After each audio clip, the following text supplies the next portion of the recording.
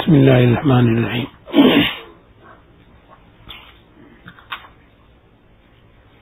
گزشتہ کل ہمارے مدنی دوست سید خلیل صاحب کے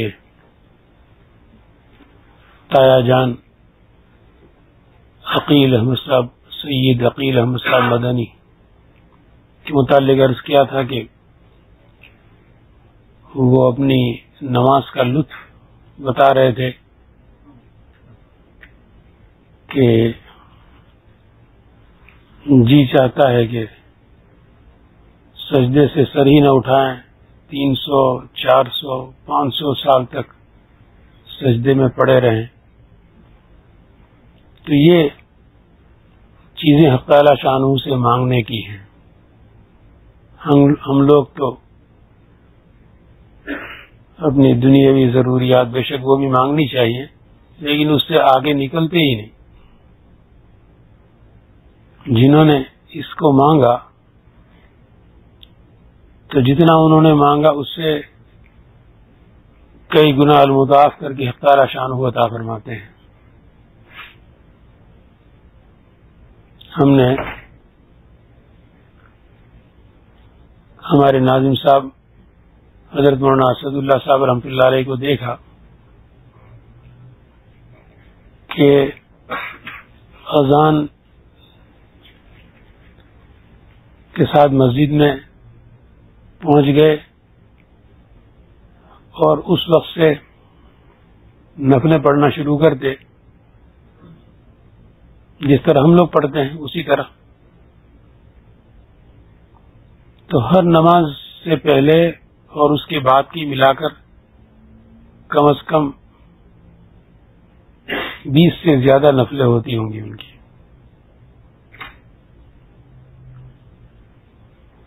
تو دن بھر کی ان کی نوافل سنن کے علاوہ ضرور 100 رکعت سے زیادہ ہوتی ہوں گی۔ ان کے شاگرد حضرت مفتی محمود صاحب گنگوئی رحمۃ اللہ علیہ، ان کا تو سال ہر سال یہ معمول رہا، کئی سال ہم نے دیکھا۔ خاص طور پر حضرت کے یہاں جب اعتکاف میں ہوتے تھے سہارنپور میں، تو دیکھا کہ ہر وقت نفلیں پڑھ رہے ہیں۔ وہ ایک لمبی نفلیں ہوتی تھی رات کی، اس کے علاوہ دن کے وقت میں بھی۔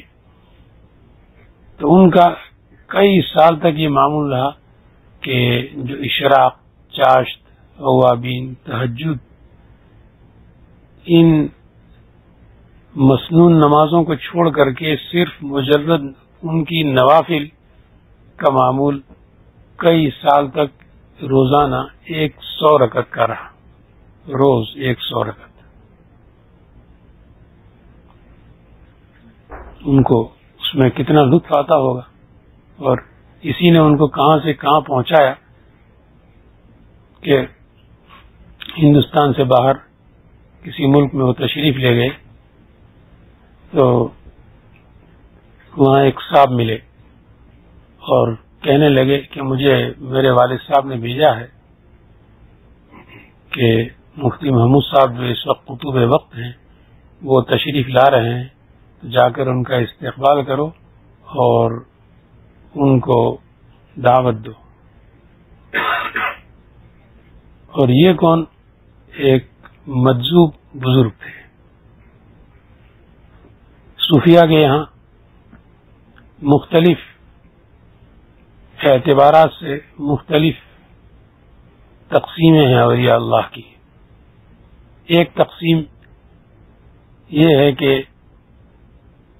اللہ کے ولی 4 قسم کے ہوتے ہیں۔ ایک سالک، 2 مجذوب، تیسرے سالک مجذوب، چوتھے مجذوب سالک۔ اس کی لمبی تشریح ہے۔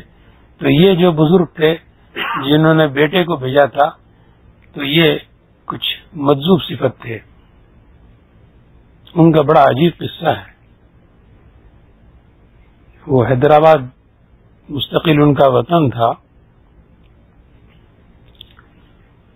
ایک ہندوستانی حاجی حج کے لیے گئے اور وہ سرکار دو عالم صلی اللہ علیہ وسلم کو مواجہہ شریف پر کھڑے ہو کر صلاۃ السلام عرض کرتے رہے. تھوڑی دیر کے بعد ایک طرف کو بیٹھ کر رونے لگے تو وہ کیا دیکھتے ہیں کہ ایک صاحب ان کے پاس آئے اور ان سے جا کر کہنے لگے، ان کے پاس جا کر کہ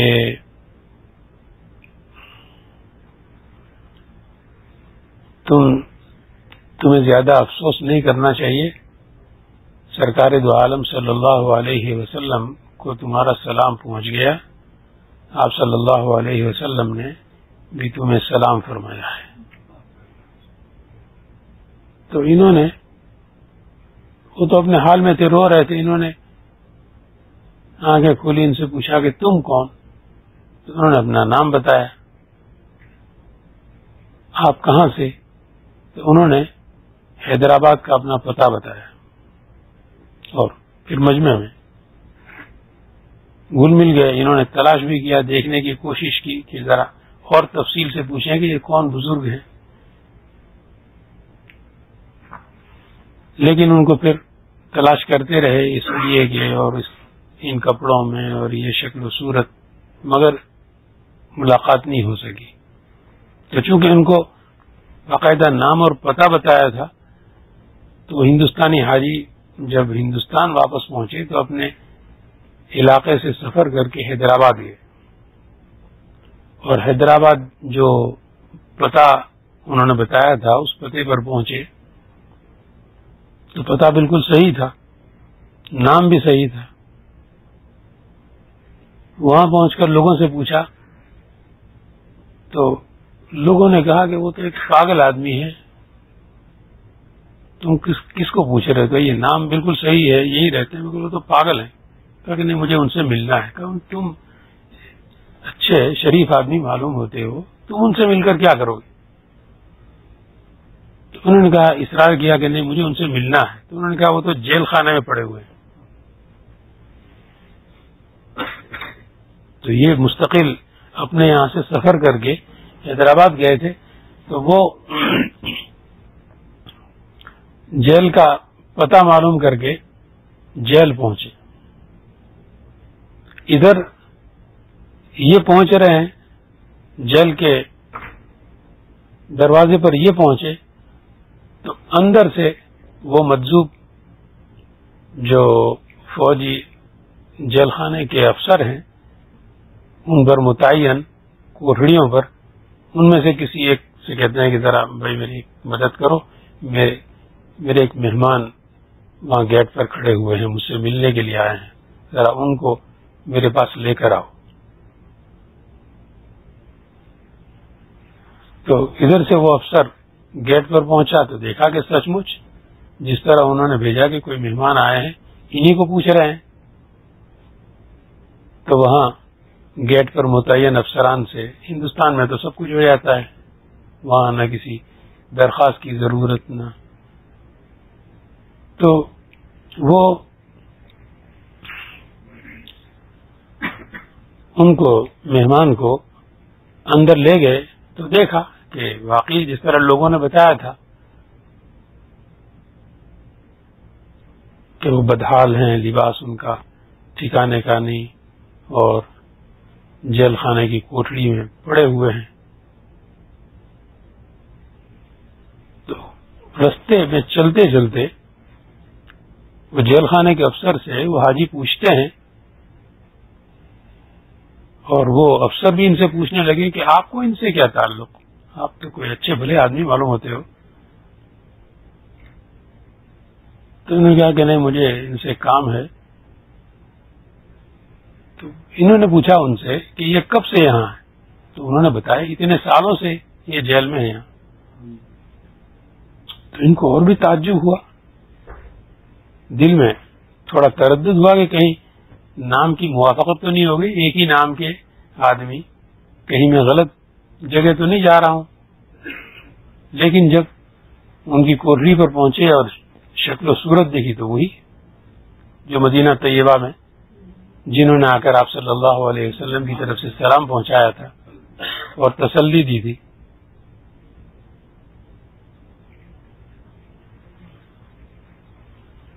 تو حاجی نے ملاقات کے بعد پوچھا کہ حضرت آپ سے تو وہاں میری ابھی حج میں مدینہ طیبہ میں ملاقات ہوئی تھی، آپ یہاں کیسے؟ اور یہ تو کہہ رہے ہیں کہ آپ تو اتنے طویل عرصے سے یہاں ہیں. تو وہ ہنس پڑے اور ہنستے ہوئے فرمان لگے کہ ان کی کال کوٹریاں اور ان کی یہ سلاخیں اور ان کی یہ جیل خانے اور اس کی دیواریں مجھے تھوڑی روک سکتی ہیں اور مجھے مقید کر سکتی ہیں. تو مجذوب صفت تھے. یہ تو ایک فقیر ٹائپ مجذوب کا حال ہے. ایک بہت بڑے بادشاہ کا حال سنیے کہ جس طرح یہ کہتے ہیں کہ یہ ان کی سلاخیں اور کال کوٹڑیاں اور ان کی جیلیں مجھے مقید کر سکتی ہیں، تو یہ قفل اور یہ دروازے، یہ حدود، یہ نہیں روک سکتی سلطان صلاح الدین ایوبی کے بڑے بھائی، ان کا اسم گرامی توران شاہ.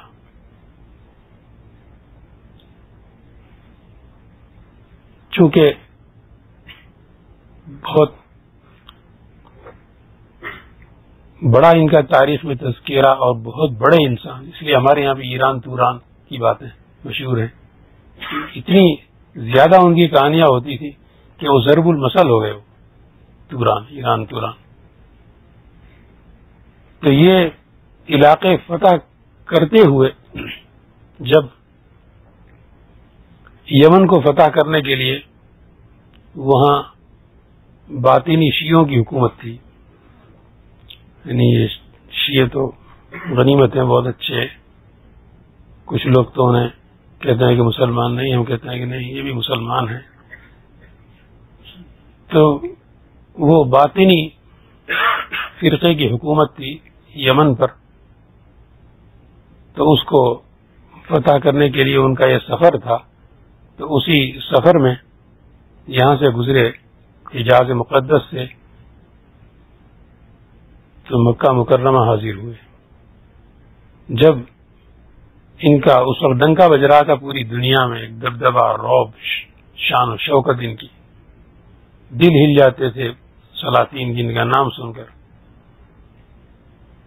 تو جب یہ وہاں پہنچے تو ایک علاقائی چھوٹی حکومت تھی حجاز پر. تو جو حجاز کے گورنر تھے وہ پہاڑوں پر چلے گئے اور وہاں قلعہ بند ہو گئے. انہوں نے سوچا کہ اب تو ہماری باری آئے گی، مگر ان کا ارادہ اس طرف کسی قسم کا نہیں تھا. تو یہ مکہ مکرمہ پہنچے، طواف کیا اور طواف سے فارغ ہو کر مسنون طریقے سے دو گانا ادا کیا، دعائیں کی اور دعا کر کے پھر کعبہ شریف کے دروازے پر پہنچے. یہ جس طرح من گھڑت کہانیاں ہوا کرتی ہیں اس طرح کی کہانیاں نہیں ہیں، یہ بڑے حقائق اور واقعات ہیں. حضرت مفتی محمود صاحب گنگوئی رحمۃ اللہ علیہ کو جنہوں نے دیکھا، کوئی جج تو کیا پکڑ دھکڑ کر سکتا ہے کسی شخص کی، بولنے نہیں دیتے تھے بڑے بڑے علماء کو اور بڑے بڑے لوگوں کو. زبان سے کوئی لفظ نکالا اور گرفت. تو یہ حیدرآباد والا واقعہ جو خود ان کے ساتھ پیش آیا اور انہوں نے ان کے مجذوب کے حالات سنائے. اسی طرح یہ جو توران شاہ کا واقعہ میں آپ کو سنا رہا ہوں، تو یہ سبت ابن جوزی نے لکھا ہے. ابن جوزی نے بڑا ظلم کیا ہے حضرت امام ابو حنیفہ رحمۃ اللہ علیہ کے مصالب جمع کیے ہیں. جس طرح سلفی حنفیوں کے خلاف مقلدین کے خلاف کرتے رہتے ہیں، مگر اللہ تبارک و تعالی نے انہی کے خاندان سے یہ قرض پورا کروایا کہ سبط ابن جوزی نے خود ابن جوزی کے خلاف کتاب لکھی اور اس میں ان تمام مصالب کا مدلل جواب دیا، اور حضرت امام ابو حنیفہ رحمۃ اللہ علیہ کے مناقب میں ایک ضخیم کتاب لکھی. تو وہ اتنے بڑے محقق، مورخ اور فقیہ اور محدث سبط ابن جوزی وہ یہ واقعہ بیان کرتے ہیں توران شاہ کا. وہ فرماتے ہیں کہ جب یہ طواف سے فارغ ہو کر کے بیت اللہ کے دروازے پر پہنچے تو ان کو پتا تھا کہ حکومت یہاں سے ان کی آمد سن کر بھاگ گئی ہے، کہیں نہ پولیس نظر آتی ہے نہ کوئی فوج نہ کچھ، سب بھاگ گئے، پہاڑوں پر چڑھ گئے. تو انہوں نے سوچا کہ بیت اللہ کی چابی تو ان کے پاس، وہ یہاں کی حکومت، یہاں کا انتظام ان کے قبضے میں، اور وہ یہاں ہے نہیں. اور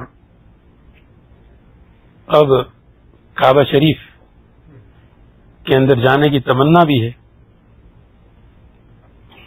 تو حدیث غار کی طرح سے بیت اللہ کے دروازے پر کھڑے ہو کر انہوں نے اللہ تعالیٰ سے فریاد کی اور کہا کہ اے خدا، اگر یہ میرا سفر جو صرف اعلاء کلمت اللہ کے لیے ہے اور تیرے دین کی خاطر ہے، اگر یہ تجھے پسند ہے تو یہ قفل میرے لیے کھول دے. یہ کہہ کر انہوں نے ایک انگلی ماری ہے، کہتے دروازہ کھل گیا. تو اسی طرح یہ مجذوب فرمانے لگے کہ ان کی یہ سلاخیں اور ان کے یہ دروازے مجھے روک سکتے ہیں. اللہ تبارک و تعالی نے اپنے دوستوں میں مختلف قسم کے حضرات پیدا کیے، جیسے میں نے اس دن وہ جلالین کے متعلق تھوڑا اشارہ کیا تھا کہ میں اٹھا رہا ہوں، اور پھر تو یہ حضرت شیخ نور اللہ مرقدہ کے ساتھ کوئی 1000 سال بھی گزارے تو ان کو کم معلوم ہوں گے. ایسی محبوبیت تھی. کچھ عرصے رہ کر آدمی اکتا جاتا ہے اور ان کی کچھ چیزیں اچھی کچھ بری لگنے لگتی ہیں، لیکن ہمارے حضرت شیخ نور اللہ مرقدہ میں اللہ تبارک و تعالیٰ نے انتہائی درجے کی محبوبیت رکھی تھی. ہر چیز سے محبت ہی محبت، شفقت ہی شفقت ٹپکتی تھی. لیکن اس کے باوجود بعض مواقع ایسے آئے کہ وہاں وہ موسوی نسبت کا پتہ چلا، فاروقی نسبت، کہ ایک مرتبہ ہندوستان میں نسبندی چل رہی تھی، اور نسبندی کے زمانے میں ایمرجنسی نافذ تھی. کوئی اف نہیں کر سکتا تھا، بڑے سے بڑا آدمی ایک کلمہ لکھ نہیں سکتا تھا. اور اس ایمرجنسی کو آڑ بنا کر مسلمانوں پر مظالم ڈھائے جا رہے تھے. تو نسبندی کے سلسلے کا جو کیمپ لگا سہارنپور میں، تو اس کے افسران کو لے کر کمشنر حضرت کے یہاں آئے اور تعارف کرایا کہ یہ فلاں صاحب ہیں، فلاں صاحب ہیں. عصر کی نماز کے بعد تو تھوڑی دیر تو حضرت نے مطالعات فرمائی، اور اس کے بعد حضرت نے فرمایا کہ تم اپنی وزیر اعظم سے کہہ دینا کہ اگر مظالم کا یہ سلسلہ رہا تو تمہاری حکومت تمہاری اپنی کرسی بھی نہیں رہے گی. یہ کلمات تھے اور چند روز میں پورے ہو گئے. یعنی اللہ جانے کیا ہوا کہ نہ کوئی ظاہری سبب نہ وجہ، اور اس نے انتخاب کا اعلان کیا اور اندرا کی حکومت چلی گئی اور خود ان کی اپنی سیٹ بھی کھو دی. یہی حال میں نے کہا کہ 15 پارے کی طرح 15 برس کے بعد یہ 69 میں حضرت شیخ نور اللہ مرقدہ کی طرف سے ملی تھی، اور پھر اس کے بعد 15 برس کے بعد حضرت مولانا حافظ حدیث درخواستی رحمت اللہ علیہ. تو وہ بھی اسی طرح جلالین سے اسی کی طرف اشارہ تھا کہ وہ بھی اسی نسبت کے بزرگ تھے کہ ان کے بہت سے واقعات ہیں اس قسم کے. ایک دفعہ ایوب خان کی نہایت مضبوط حکومت چل رہی تھی، مگر اس نے ایک غلطی کی کہ آئلی قوانین نافذ کیے اور اس کے خلاف وہاں لاہور میں حضرت مولانا عبید اللہ انور، جن کے بھائی تھے حضرت مولانا حبیب اللہ صاحب، وہاں مکہ مکرمہ میں بڑے صاحب کشف بزرگ جن کا میں نے حال ذکر کیا تھا، جنہوں نے 1.25 لاکھ طواف کیے تھے. تو انہوں نے جلوس نکالا تو پولیس نے لاٹھی چارج کیا. حضرت مولانا عبید اللہ انور زخمی ہوئے.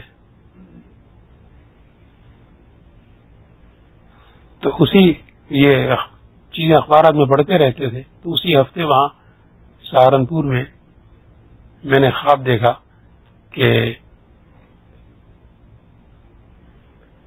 جنرل ایوب خان جا رہے ہیں. میں نے ان کی شکل نہیں دیکھی، پیچھے سے میں ان کو دیکھ سکا کہ پیچھے سے میں ان کو دیکھ رہا ہوں اور ان کی پشت پر بال نظر آ رہے ہیں، بس ننگی پیٹھ ہے ان کی اور جا رہے ہیں. تو اس وقت تو تعبیر سمجھ میں نہیں آئی، مگر چند روز کے بعد جب وہ رخصت ہوئے تب پتا چلا کہ وہ کسی کو پیچھے کی طرف دیکھنا اشارہ ہے کہ وہ جا رہے ہیں. تو حضرت درخواستی وہاں لاہور تشریف لے گئے اور انہوں نے حکومت کو باقاعدہ چیلنج کیا کہ اب تم نے حضرت مولانا عبید اللہ انور پر لاٹھی چارج کیا ہے، اب تمہارے جانے کا وقت آ گیا، اب تم جاؤ. تو جب تک حضرت نے ان کو رخصت نہیں کیا ایوب خان کو، وہاں تک وہ پنجاب میں رہے، لاہور کا اور مختلف علاقوں کا سفر کرتے رہے.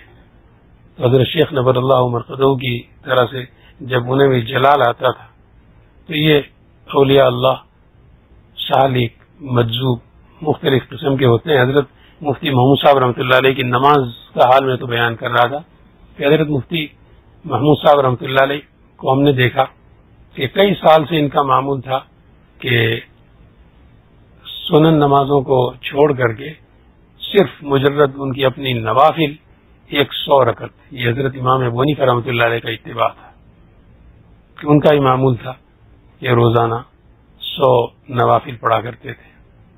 تو ہمارے لیے کہ کسی وقت نماز سے پہلے پہنچ بھی جائیں تو 4 رکعت جو سنت اور وہ بھی مؤکدہ وہ پڑھنا بھی مشکل ہو جاتا ہے، مگر ان کے لیے 100 رکعت پڑھنا آسان. ایک محدث ہے میمون ابن مہران، بڑے اونچے محدثین میں، ان کے ایک شاگرد بتاتے ہیں کہ میں ان کی خدمت میں 17 دن رہا. 17 دن تک میں نے روزانہ ان کو دیکھا کہ 1000 رکعت روزانہ پڑھتے تھے. اب ظاہر ہے کہ 1000 رکعت کے علاوہ اور ان کے مشاغل بھی تھے، طلباء کی تدریس، احادیث کا درس،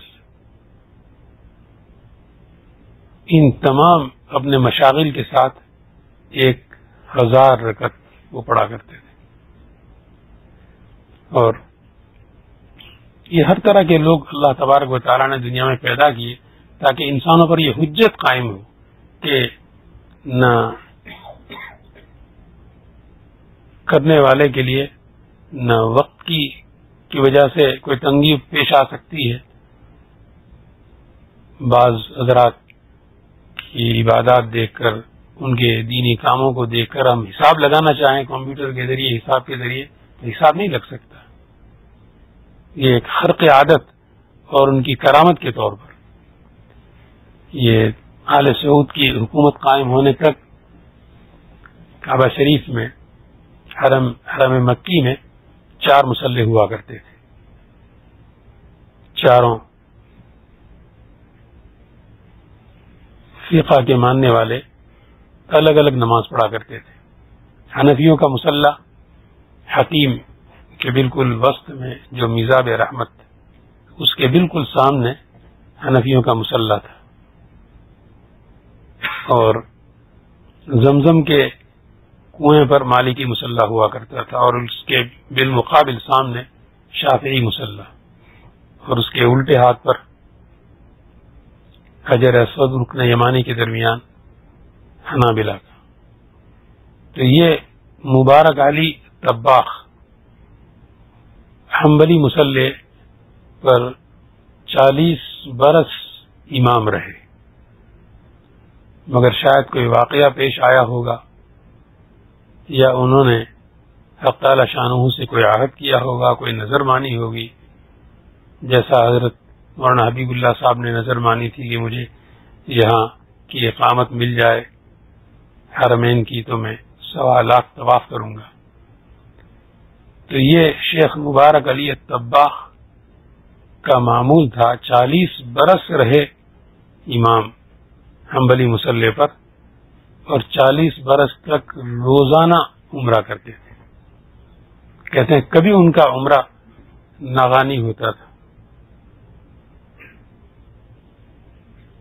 ابھی قریب میں ہمارے حکیم استغفر اللہ صاحب فوت ہوئے، تو ان کو ہم نے دیکھا کہ جب دیکھو وہ احرام باندھے ہوئے ہیں اور طواف کر رہے ہیں یا جا رہے ہیں آ رہے ہیں.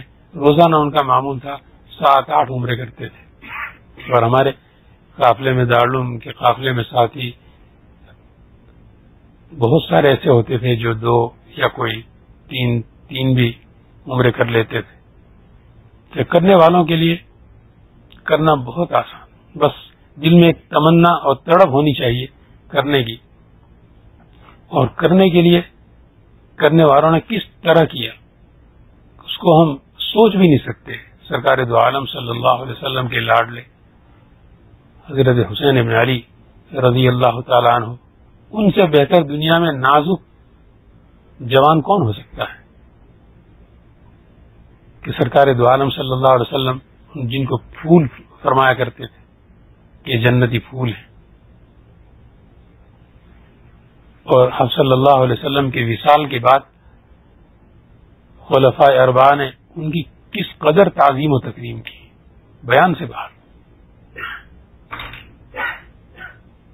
ہر چیز میں سب سے پہلے یاد کیا جاتا تھا سرکار دو عالم صلی اللہ علیہ وسلم کے اہل بیت کو، اور ان میں یہ حسنین، حضرات حسنین مقدم ہوا کرتے تھے.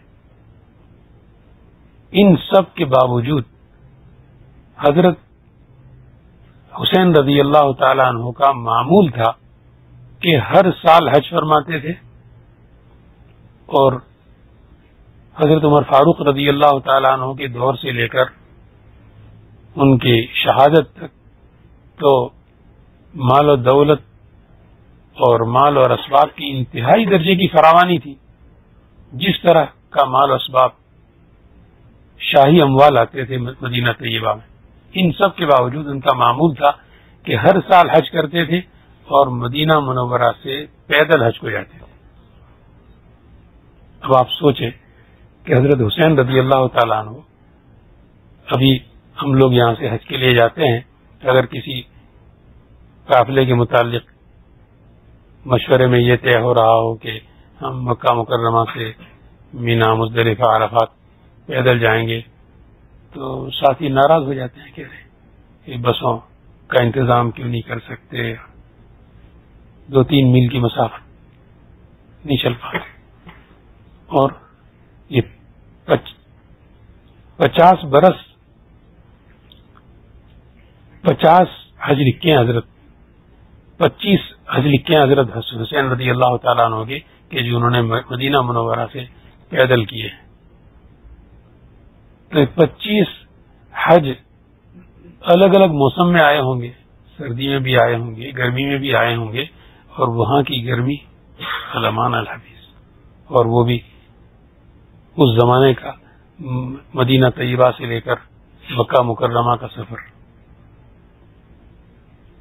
تو یہ صرف ایک دل میں ٹھان لینے کی بات ہے. ایک دفعہ آپ دل میں یہ ٹھان لیں کہ مجھے یہ عمل کرنا ہے، تو اللہ تبارک و تعالیٰ اس کے لیے وہ عمل آسان فرما دیتے ہیں. اللہ تبارک و تعالیٰ ہمیں اپنا قرب نصیب فرمائے، زیادہ سے زیادہ اپنی عبادت کے لیے ریاضت کرنے کی توفیق عطا فرمائے. اللہم صلی علی سیدنا صلی اللہ